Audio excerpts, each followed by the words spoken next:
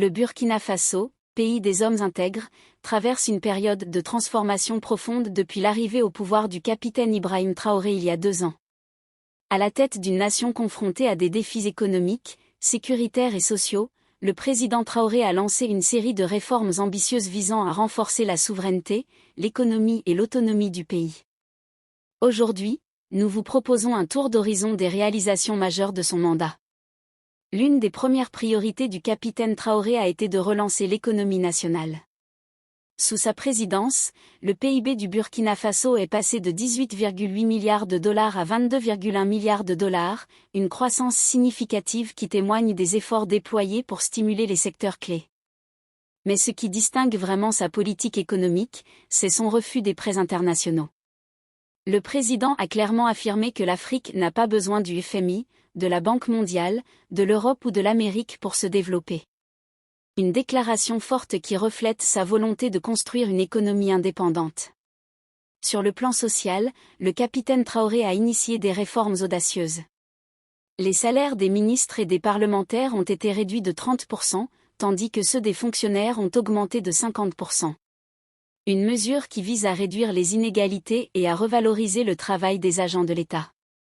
Dans le domaine de la justice, une décision symbolique a marqué les esprits, la suppression des perruques et robes d'inspiration britannique dans les tribunaux, remplacées par des tenues traditionnelles burkinabais.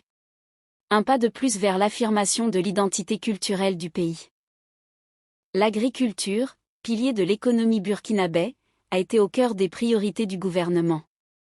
Pour moderniser ce secteur, 400 tracteurs, 239 motoculteurs, 710 motopompes et 714 motos ont été distribués aux agriculteurs. En parallèle, des semences améliorées et des équipements ont été fournis pour maximiser les rendements. Résultat ? Une augmentation spectaculaire de la production de tomates, de mil et de riz. Par exemple, la production de tomates est passée de 315 000 tonnes en 2022 à 360 000 tonnes en 2024. Le pays a également inauguré ses 2 premières usines de transformation de tomates, une étape cruciale pour valoriser les ressources locales. Le secteur minier, essentiel pour l'économie du Burkina Faso, a également connu des avancées majeures. En 2023, une mine d'or ultramoderne a été inaugurée, permettant un traitement local des ressources et une meilleure valorisation de l'or burkinabé. Pour renforcer la souveraineté économique, le gouvernement a interdit l'exportation d'or non raffiné vers l'Europe. Une décision qui vise à garder la richesse minière au sein du pays et à stimuler l'industrie locale. Sur le plan sécuritaire, le capitaine Traoré a pris des mesures radicales pour affirmer l'indépendance du Burkina Faso. Les opérations militaires françaises ont été interdites sur le territoire, et les troupes françaises ont été expulsées. Une décision qui s'inscrit dans une volonté plus large d'autonomie stratégique. En parallèle, les médias français ont été interdits, laissant place à une plus grande souveraineté médiatique et à la promotion des voix locales.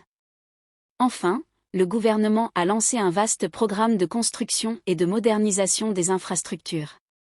Des routes ont été élargies, des routes en terre ont été revêtues, et de nouvelles infrastructures ont vu le jour.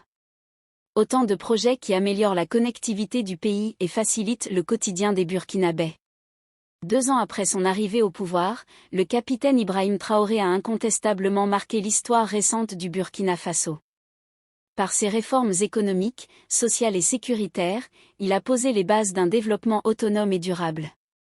Si les défis restent nombreux, les réalisations de ces 2 dernières années témoignent d'une volonté ferme de construire un avenir meilleur pour le Burkina Faso.